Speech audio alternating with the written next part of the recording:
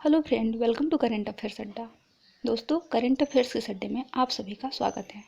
दोस्तों, आज है 30 अप्रैल और 30 अप्रैल से जितने भी इम्पोर्टेंट करेंट अफेयर्स होंगे उन सबको हम लोग इस वीडियो में कवर करेंगे। और हाँ, वीडियो के लास्ट में मैं आप लोग को एक क्वेश्चन दूंगी जिसका आंसर आप लोग को नीचे कमेंट बॉक्स में कमेंट करके देना है। तो वीडियो को शुरू से लास्ट तक देखें और लास्ट क्वेश्चन का आंसर कमेंट बॉक्स में कमेंट करके देना ना भूलें। तो चलिए शुरू करते हैं आज के इस इम्पॉर्टेंट करेंट अफेयर्स के सीरीज को शुरू करने से पहले हम लोग क्वेश्चन ऑफ द डे देख लेंगे। इसमें क्वेश्चन था, भारतीय रिजर्व बैंक ने म्यूचुअल फंड के लिए कितने करोड़ रुपए की विशेष नकदी सुविधा की घोषणा की है। तो दोस्तों, इसका आंसर होगा 50,000 करोड़ रुपए। अब हम लोग आज का क्वेश्चन देखेंगे। इसमें पहला क्वेश्चन है, अंतर्राष्ट्रीय नृत्य दिवस निम्न में से किस दिन मनाया जाता है। तो दोस्तों, इसका आंसर होगा 29 अप्रैल। दोस्तों, अगर बात करें प्रत्येक वर्ष इसकी मनाने की शुरुआत कब हुई, तो अंतर्राष्ट्रीय नृत्य दिवस की शुरुआत 29 अप्रैल 1982 से हुई है। यूनेस्को के अंतर्राष्ट्रीय थिएटर इंस्टीट्यूट की अंतर्राष्ट्रीय डांस कमेटी ने 29 अप्रैल को नृत्य दिवस के रूप में स्थापित किया। यह किसके जीवन के आधार पर है, तो यह एक महान रिफॉर्मर जीन जॉर्ज नायरे के जन्म स्मृति के दिन के अवसर पर मनाया जाता है। और दोस्तों, इसकी शुरुआत अंतर्राष्ट्रीय डांस कमेटी ने की है, तो इसके बारे में हम लोग कुछ जान लें। तो इसकी स्थापना 1948 में हुई थी और इसका वर्तमान में मुख्यालय पेरिस, फ्रांस में है। अब हम लोग नेक्स्ट क्वेश्चन देखेंगे।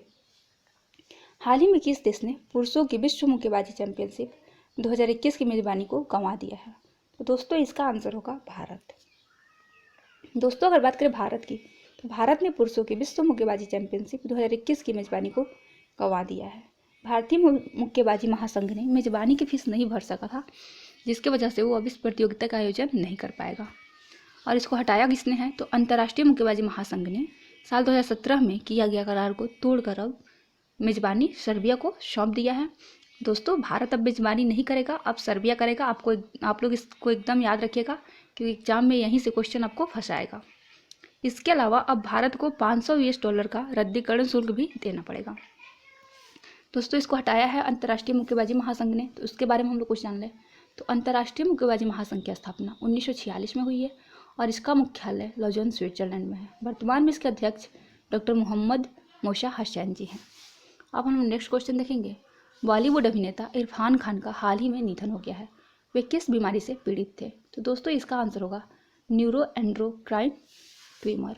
दोस्तों, अगर बात करें इरफान खान की, तो इरफान खान पद्मश्री पुरस्कार से सम्मानित एक बॉलीवुड अभिनेता हैं, जिनका निधन कोकिलाबेन हॉस्पिटल मुंबई में हो गया है। साल 2018 में न्यूरोएंडोक्राइन कैंसर का पता चलने के बाद से उनके स्वास्थ्य में लगातार गिरावट आ रही है और उन्होंने अपने लगभग 3 दशक से अधिक लंबे कैरियर में 50 से अधिक भारतीय फिल्मों और कई अंतर्राष्ट्रीय फिल्मों में अभिनय भी किया है। इरफान खान को साल 2011 में कला और सिनेमा में दिए गए उनके उत्कृष्ट योगदान के लिए भारत सरकार द्वारा पद्मश्री पुरस्कार से सम्मानित भी किया गया है। अब हम नेक्स्ट क्वेश्चन देखेंगे। हाल ही में कौन सा उद्योग भारत में पहली बार शीर्ष निर्यात क्षेत्र बन गया है। तो दोस्तों, इसका आंसर होगा रसायन और पेट्रोकेमिकल्स। ये पहली बार शीर्ष स्थान का निर्यात क्षेत्र बना है। दोस्तों, अगर बात करें रसायन और पेट्रोकेमिकल्स की, तो रसायन और पेट्रोकेमिकल्स उद्योग पहली बार भारत का शीर्ष निर्यात क्षेत्र बन गया है, क्योंकि अप्रैल 2019 से जनवरी 2020 के दौरान रसायनों के निर्यात में पिछली वर्ष के अवधि की तुलना में 7.43% की वृद्धि दर्ज की गई है। इस अवधि के दौरान रसायनों का कुल निर्यात 2.68 लाख करोड़ रुपए तक पहुंच गया है।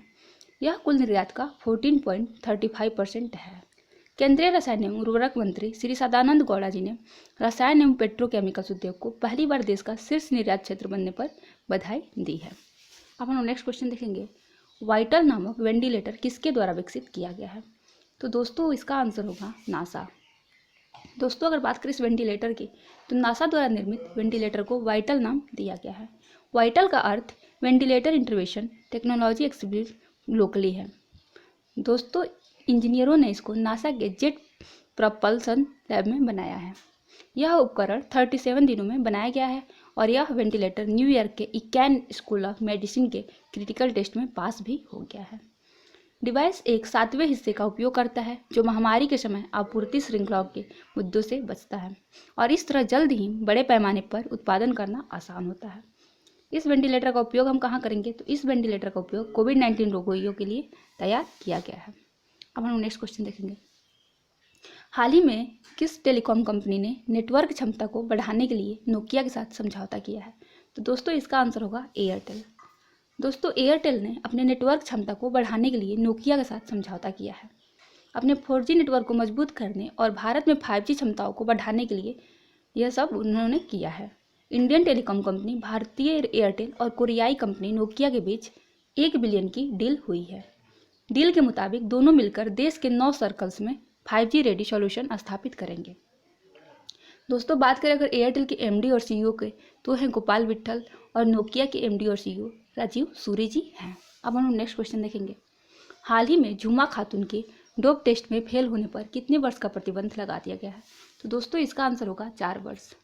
दोस्तों अगर बात करें झुमा खातून की, तो झुमा खातून भारतीय मध्यम दूरी की धाविका है और उन्होंने उन पे डोप टेस्ट में फेल होने पर 4 साल का प्रतिबंध लगा दिया है।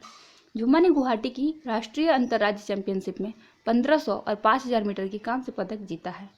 और उन पर यह प्रतिबंध किसने लगाया है? तो उन पर यह प्रतिबंध एथलेटिक्स इंटीग्रिटी यूनिट AIEU द्वारा लगाया गया है।